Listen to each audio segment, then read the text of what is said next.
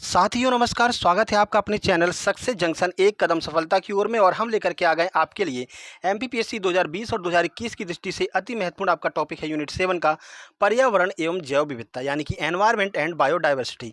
तो इससे किस तरह के प्रश्न आपकी परीक्षा में देखने को मिलने वाले हैं, क्या करंट अफेयर के प्रश्न भी दिखाई देंगे, क्या पुराने प्रश्न ही दिखाई देंगे, तो दोनों प्रश्नों को समायोजित करके हम आपके लिए ये वीडियो लेकर के आ गए हैं। प्रैक्टिस सेट नंबर 6 लेकर के आ गए हैं।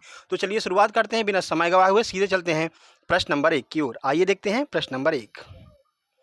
तो देखिए, अभी हाल ही में किस मछली को आईयूसीएन ने रेड डाटा लिस्ट से बाहर कर दिया है?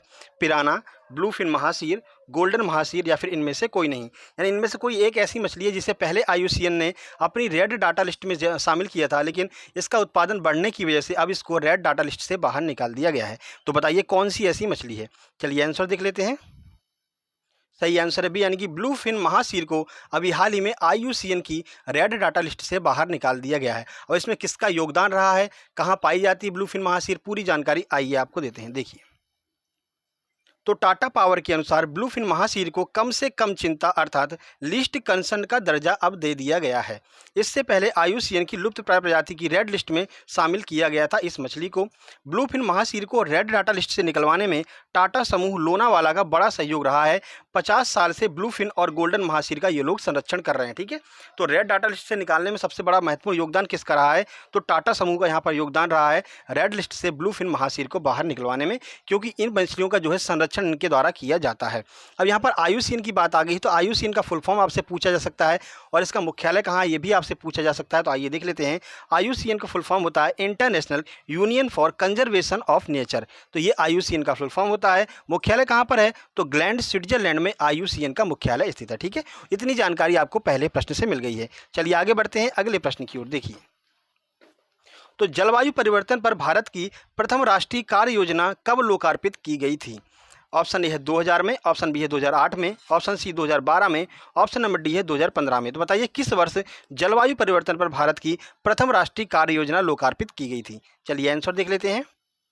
सही आंसर है बी, यानी कि 2008 में जलवायु परिवर्तन पर भारत की प्रथम कार्य योजना का लोकार्पण किया गया था। चलिए कुछ जानकारी आपको देते हैं। देखिए, तो जलवायु परिवर्तन पर भारत की प्रथम कार्य योजना 30 जून 2008 को लोकार्पित की गई थी। इस कार्य योजना को जारी करने का उद्देश्य जलवायु परिवर्तन के बढ़ते दुष्प्रभावों को कम करना था। ठीक है, जलवायु परिवर्तन के कारण कृषि खाद्य सुरक्षा को खतरा पहुंचने के साथ ही साथ समुद्र का जल स्तर बढ़ता है और प्राकृतिक आपदाओं में तीव्रता आती है। देखिए, ग्लोबल वार्मिंग बढ़ेगी, समुद्र का जल स्तर बढ़ेगा तो प्राकृतिक आपदाएं आएंगी, नई नई बीमारियां यहाँ पर आएंगी। इसको कम करने के लिए जो है भारत के द्वारा 30 जून 2008 को प्रथम जलवायु परिवर्तन पर यहाँ पर कार्य योजना का लोकार्पण किया गया था। ठीक है, चलिए आगे बढ़ते हैं अगले प्रश्न की ओर। देखिए, तो निम्नलिखित में से कौन सा राष्ट्रीय उद्यान छत्तीसगढ़ में स्थित है? राष्ट्रीय उद्यान भी आपसे जरूर पूछे जाते हैं, वो आपके यूनिट 7 का ही पार्ट होते हैं। तो देखिए, ऑप्शन ए है अंसी राष्ट्रीय उद्यान, ऑप्शन बी है बेटला राष्ट्रीय उद्यान, ऑप्शन सी है इंद्रावती राष्ट्रीय उद्यान या फिर ऑप्शन नंबर डी है गूगामल राष्ट्रीय उद्यान। चलिए आंसर देख लेते हैं कौन सा छत्तीसगढ़ में स्थित है।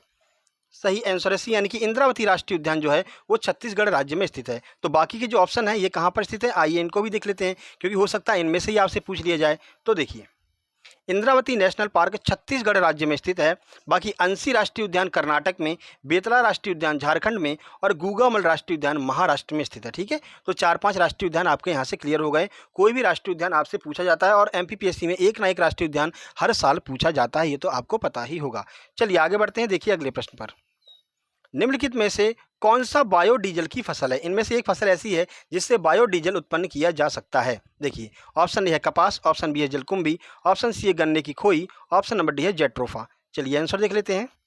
सही आंसर है डी, यानी कि जेट्रोफा, जिसे रतन जोत भी कहते हैं, इससे बायोडीजल निकाला जा सकता है। ठीक है, बाकी ऑप्शन कंफ्यूज कर सकते थे आपको। जलकुंभी ये भी आपका एक जो है समुद्री फसल है, गन्ने की खोई से भी कुछ ना कुछ बनाया जाता है, इसलिए कंफ्यूज हो सकते थे आप, लेकिन आपको याद रखना है जेट्रोफा जो है वो एक बायोडीजल वाली फसल है। देखिए, तो जेट्रोफा, जिसे रतन जोत भी कहते हैं, एक बायोडीजल फसल है। जेट्रोफा पुष्पी पादपों की प्रजाति का पौधा है जो सूखे तथा विनाशकारी कीटों के प्रति प्रतिरोधी होता है।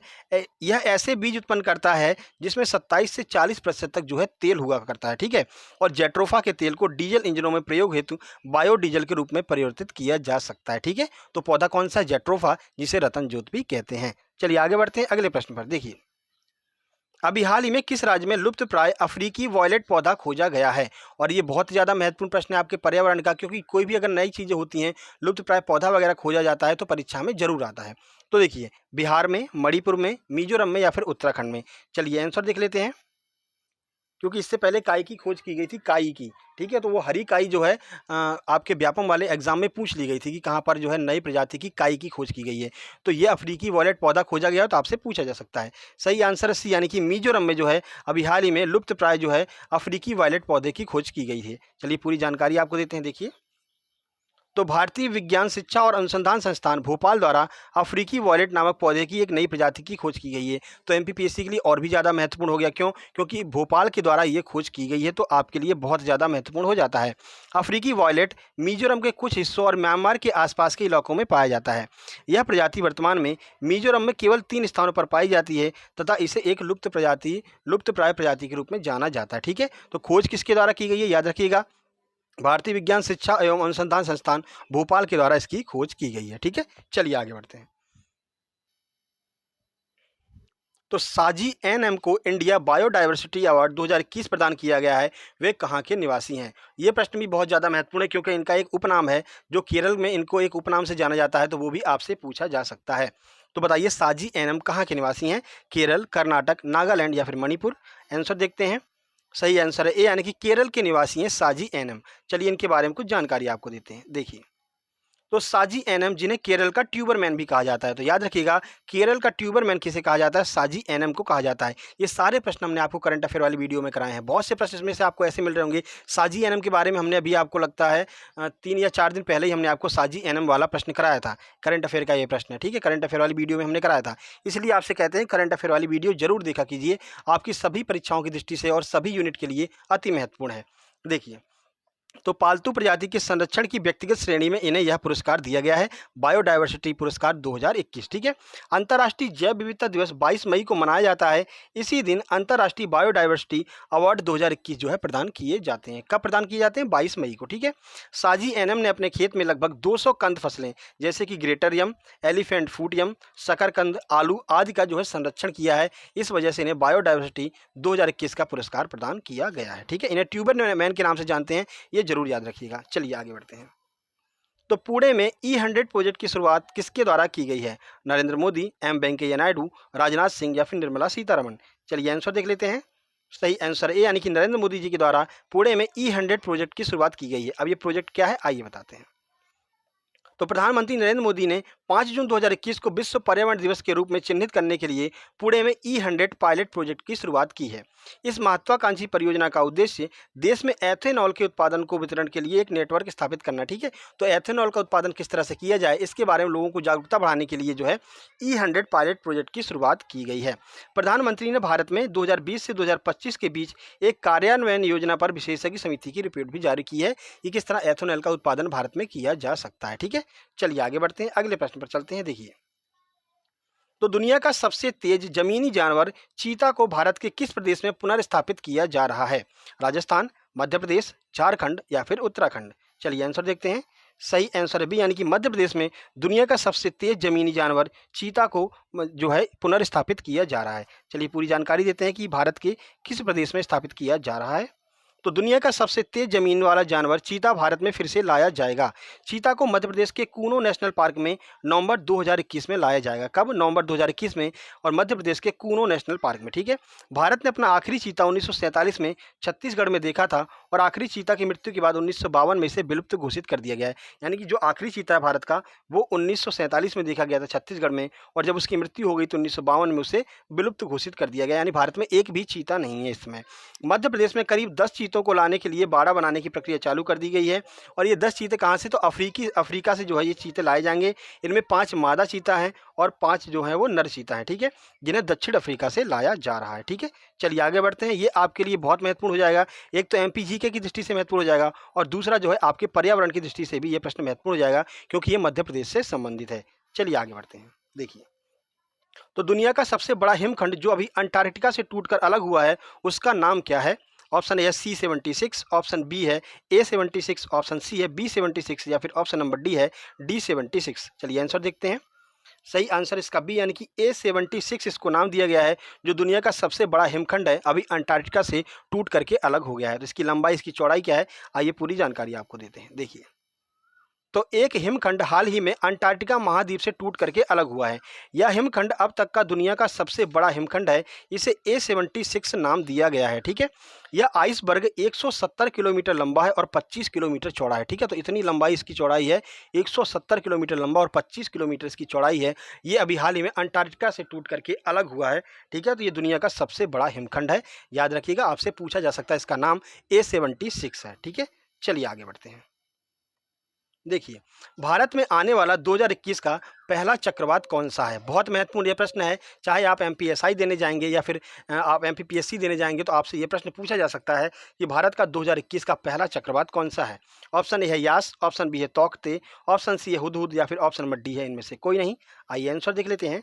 सही आंसर बी यानी कि जो तौकते चक्रवात है वो भारत में आने वाला 2021 का पहला चक्रवात है। आइए पूरी जानकारी आपको देते हैं। देखिए, तो तौकते चक्रवात भारत में 2021 में आने वाला पहला चक्रवात है।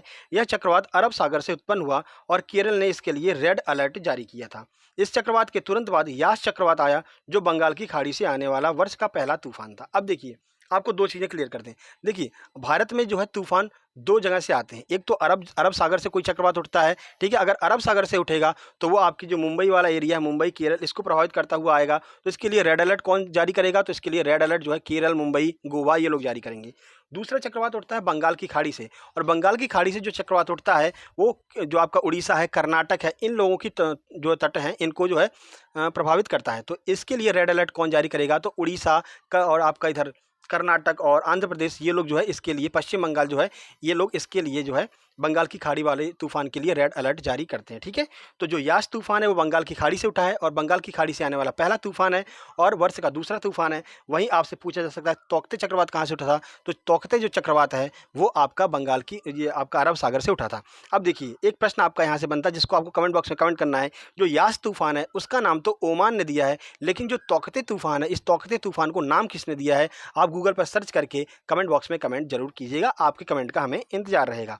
चलिए आगे बढ़ते हैं। देखिए, तो ये आपके महत्वपूर्ण प्रश्न थे जो आपके एनवायरनमेंट एंड बायोडाइवर्सिटी से थे, जो आपकी परीक्षा में पूछे जा सकते हैं। महत्वपूर्ण प्रश्न है। ठीक है, करंट को भी हमने यहाँ पर समायोजित किया है, पुराने प्रश्नों को भी समायोजित किया है, परीक्षाओं में जो आए हैं उन प्रश्नों को भी समायोजित किया है, और ऐसे ही प्रश्न हम लगातार आपके लिए लेकर के आते हैं। हर एक यूनिट की प्रैक्टिस सेट डेली आपके लिए हम लेकर के आते हैं। जैसे हम कंप्यूटर के लेकर के आए थे, उसके बाद आज सुबह हमने 8 जून करंट अफेयर के नाम से वीडियो अपलोड की है। करंट अफेयर वाली वीडियो जरूर देख लिया कीजिए, मैं बार बार आपसे कह रहा हूँ। कल भी हमने आपको जो खेल परिदृश्य वाला वीडियो लेकर के आए थे हम, स्पोर्ट वाला, उसमें भी कई ऐसे प्रश्न थे जिनको हमने पहले अपने करंट अफेयर वाली वीडियो में कराया था। और आज भी आपको ये तौकते वाला प्रश्न हो गया, इससे पहले E100 वाला प्रश्न हो गया, इन सारे प्रश्नों को हमने आपको डेली करंट अफेयर वाली वीडियो में कराया है। ठीक है, तो वो वीडियो आपके लिए बहुत महत्वपूर्ण है, क्योंकि आपके सारी यूनिट को करंट अफेयर वाली वीडियो यहाँ पर कवर करती है। जो लोग डेली यहाँ पर करंट अफेयर और प्रैक्टिस सेशन दोनों देख रहे हैं, उनका पेपर बहुत ही ज़्यादा अच्छा जाने वाला है, वो अन्य लोगों से बहुत आगे चल रहे हैं। ठीक है, तो डेली करंट अफेयर की वीडियो जरूर देखा कीजिएगा।